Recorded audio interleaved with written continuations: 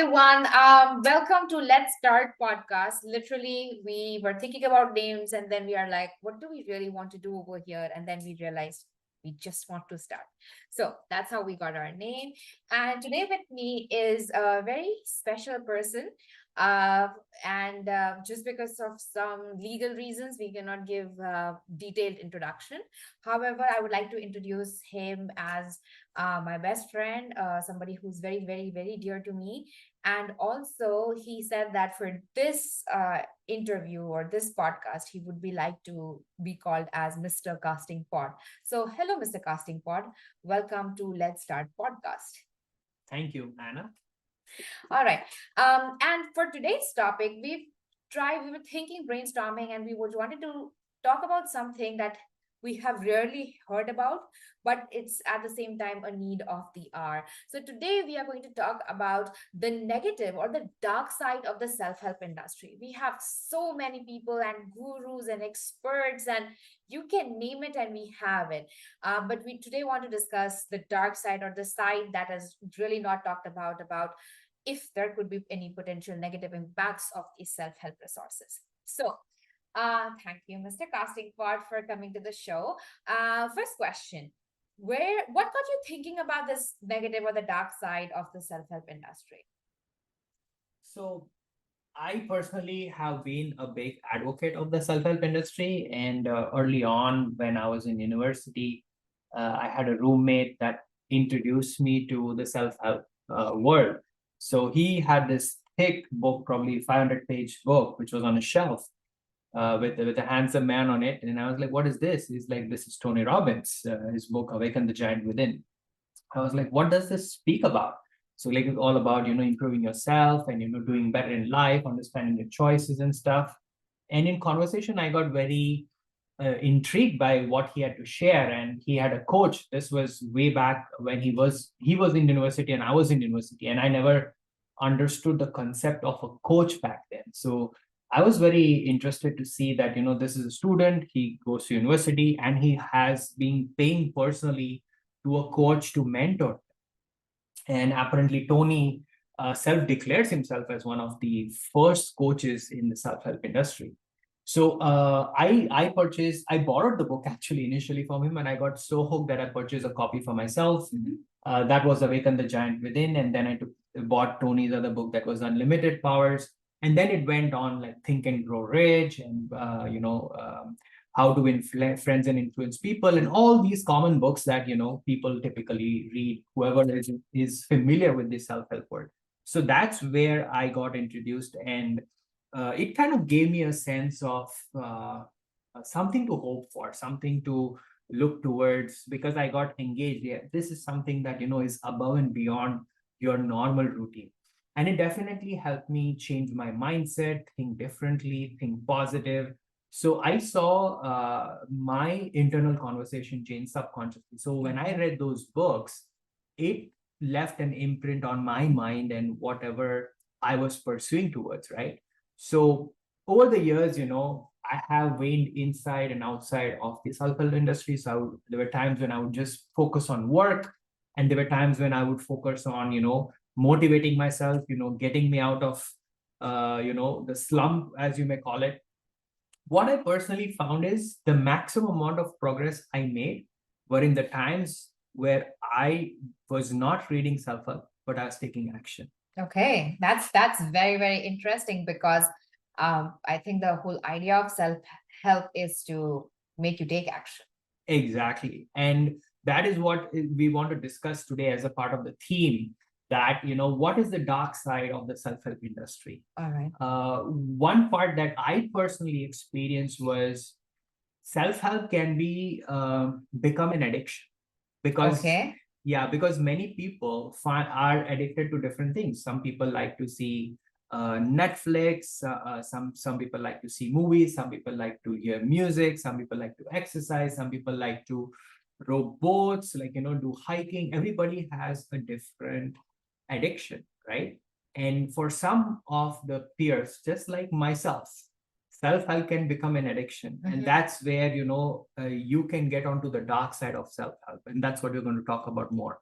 Okay, so it's very interesting the way you play it out that you call it an addiction. Is it because there is something about self-help that gives them that sense of high? Is that why it is addictive, or there is some other reason that people who want to improve themselves, they just don't want to let go of self-help and they feel empty without it? You hit both the points, right? So some people look at self-help as a crutch. So if they are going through a challenging time in their Mhm. life, they want some to look forward to something that uplifts them. So sometimes they resort to reading these books, listening to self-help podcasts, listening to gurus, coaches, influencers, whatever Yeah. you may call it, right? And it just keeps them addicted because you're just continuously listening to one podcast after another, scrolling for the next important, gyan or mantra that they are going to share. Right. Okay, what is it that I need? Where am I stuck up? What Right. can I do? Honestly, all the concepts that exist are within you, and whatever these gurus, coaches, self-help teachers are preaching is nothing new. It Mhm. is coming from very ancient old philosophies. Mhm. Much of these are stoic philosophies Mhm. that have been repackaged and reformatted and been shared in a way that is more attractive. But at the end of the day, it's all the same things. I'm not saying that there is no new development. There is cutting edge research that has been done, Mhm. and parts of the research then find their way into the self-help industry. Mhm. So what happens is people get addicted to thinking about, oh, why is this, okay, what I want more, how can I improve myself. The other side is that in trying to find answers, Mhm.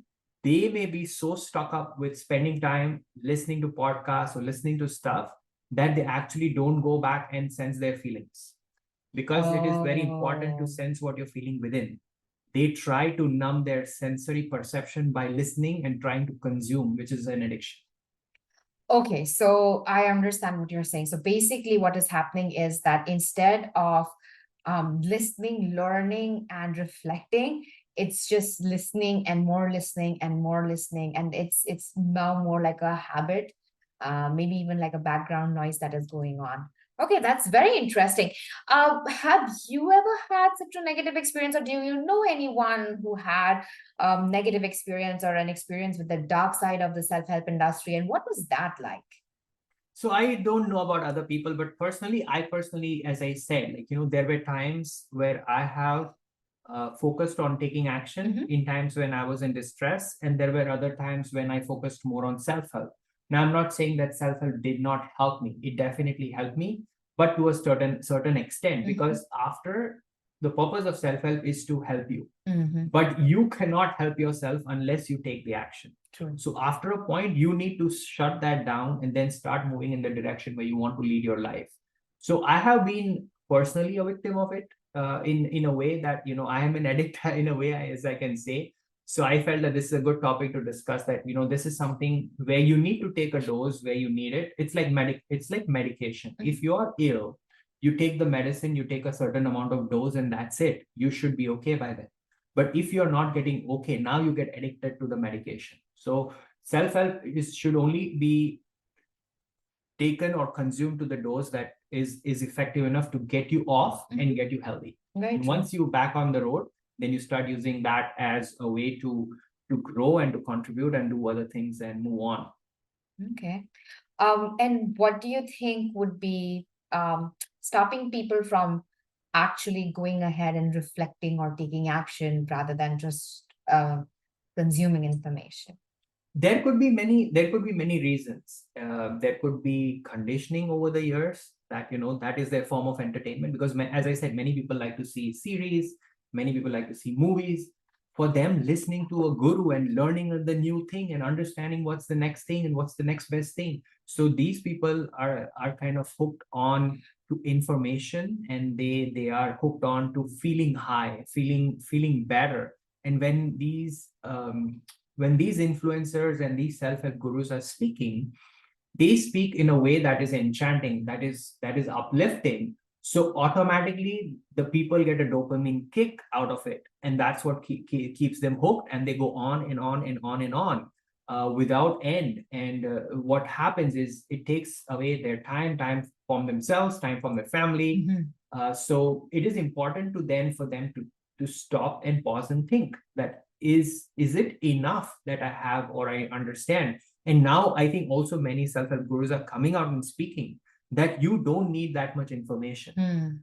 Right now, as Tony Robbins in his own words is saying, we with the information age, we are drowning in information, but we are lacking wisdom, right? So everybody is consuming content, but they are not coming out with an output. And honestly, when people actually look within and reflect and try to use their own abilities, they will find that they can tap deep within themselves to come out with information and content that is probably even better or at least at par with what the self-help gurus are coming up with. Because every person at the core is the same, right? We are all connected with each other, we're connected with God. So the things that the gurus are sharing are also within you to access. It is that you need to pause, you need to go within, open up those doors and access it. Right. They are getting this through studying, through researching and accessing the information. Right. One thing that I find is this, that when these people are bringing this information forward, they are putting a lot of study into it. They are reading books, they are probably having meetings with important people, learning from them, but they are doing the groundwork, grassroots level work, and they are distilling it into package concepts that people like to hear in a format that is more appealing. So they do the groundwork, they do the heavy lifting, and what they produce is something that people like to hear. But when people, but the person who's consuming the content is missing out on all the other effort and the information that the person who has actually gone out and done to get that information. In the process, the person who has created the content has grown as an individual. True. They have put out a piece of content that is going to improve their influence, make them contribute to the society, make the world a better place, allow others to grow and allow themselves to grow. But the person who's consuming is just consuming without contributing. So that's where there is that consumption without any output. Right. Okay. Do you have any tips in terms of how people can decide whether a particular information or a guru or a self-help book, if it's negative or positive? I mean, how do they find whether this is the dark side of the coaching and self-improvement industry? Oh, that is a very good question. As we started the podcast, we discussed that many people have become now influencers, social media influencers. Every person with a camera and a phone can go online and produce content, and everybody wants to become an influencer just because they think, oh, this is the next big thing, this is a cool thing to do. We are also in a way trying to do that through this podcast. but the point is, don't say that. but the truth is that you need to understand the underlying effort that the person is putting. Like, why is the person putting the podcast out?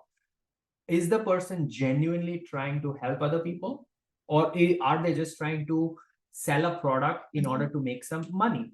I'll give you an example. There are many people, or what was in trend for some time now. Oh, we'll have you write a book in 60 days, or we'll allow you to sell your Amazon products online. Amazon fulfilled by Amazon or Amazon FBA.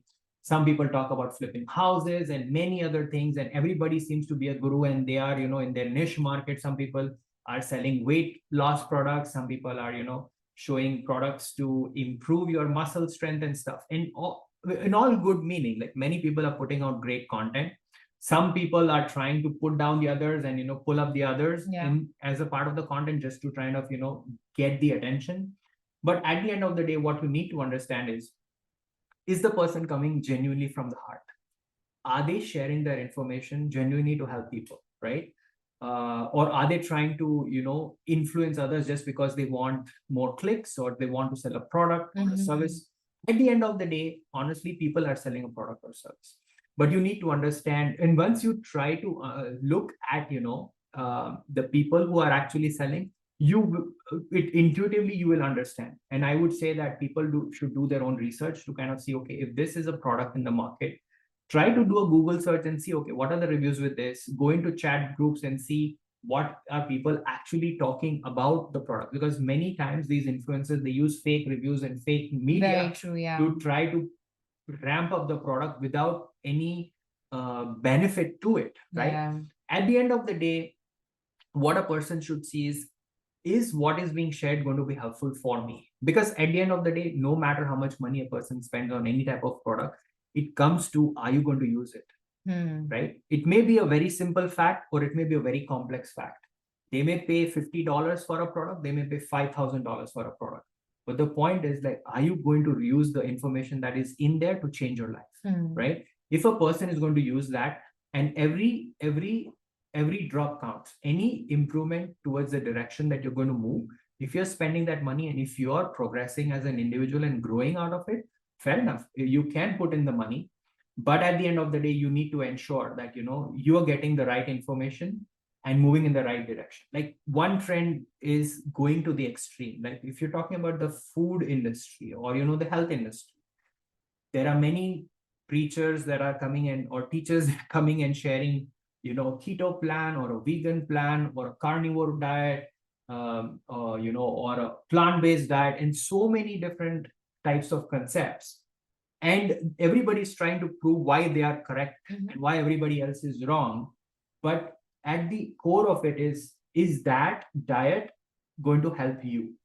Right. You need to understand that that is something that has worked for them. Right. And that's why they are sharing their experience. But is that relevant to you? Yeah. Right?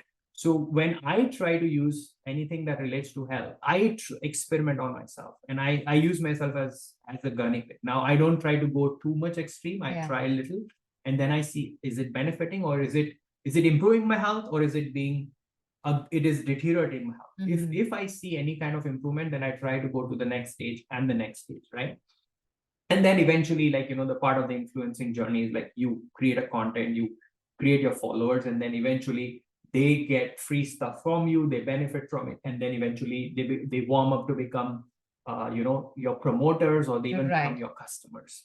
So I would say everybody has to decide for themselves, but at the end of the day, look at where the person is coming from. Are they just trying to sell you a product? Or are they genuinely interested in helping you make money, or improve your health, or improve your relationship, whatever the case? Okay. All right.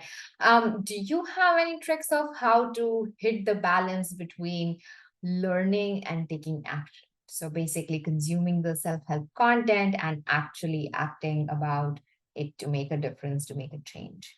That's a very good question. So I have no mantra or formula to how I do that, but I try to introspect.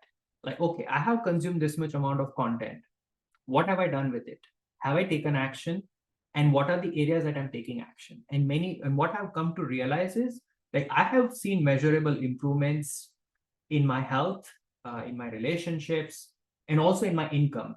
And what I've found is this, that if I'm tracking my improvements by writing it down, quantifying it, I'm able to make progress. That's a wonderful way. I think just the word tracking itself is so helpful, because it automatically shows that you are keeping a track of where you are going and where you started and what the final destination is. Exactly, because if you are investing, say, in a coach or a mentor or in books or whatever be the case, if you're even your time, if you're listening to content and if you're not taking action on it, you're wasting your time, and your time is money. So if you have invested the time in that, why not put it into action? Like, say, if you heard about, say, a supplement, try it out. If you find that works for you, use it. If it doesn't work for you, try something else and see what is actually benefiting you to move you closer to the goals that you want to achieve. Absolutely. And again, like, every week I measure, my biological metrics. Now, very recently, I started monitoring my finances, and I also keep on checking in on my relationship status with my spouse to see, okay, how are we rating on our relationship goals? Right.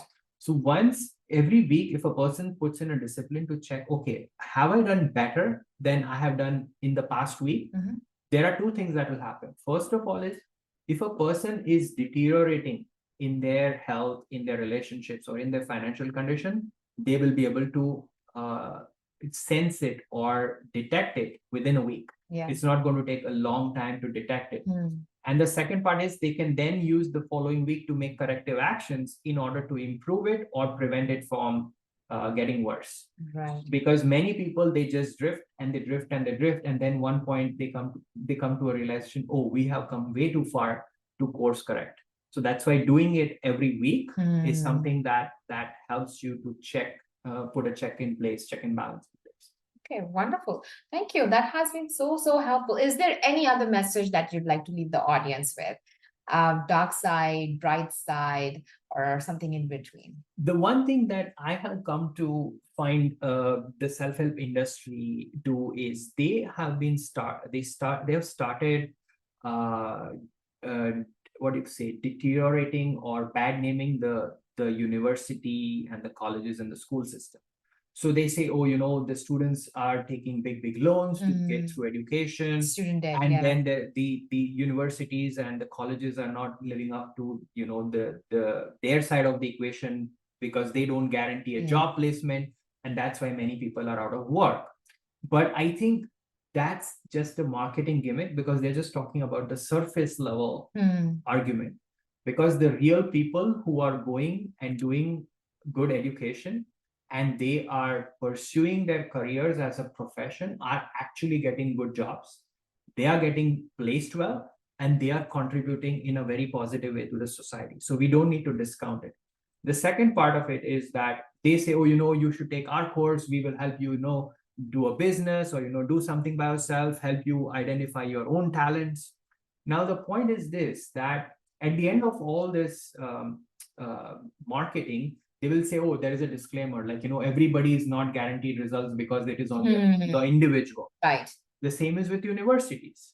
Like universities are temples of education, and people can go there and gain the education. But if you're not going to put in the effort to make the best of it, you're not going to succeed. It's the same with the university. It's the same with a self-help program or any kind of a product that is available in the market. So whether you're paying, say, $5,000 for, a coaching program or some kind of a real estate program or some kind of a business coaching, and you're paying, say, $50,000 towards a degree, it's the same thing. It's just because the value is small doesn't mean that, hey, you are allowed to go scot-free. Like, it's a $5,000 program. If you didn't make any progress, it is on you. No, both cases are the same, whether you pay $50,000 or $500,000 or you pay $5,000 or $500 or $50.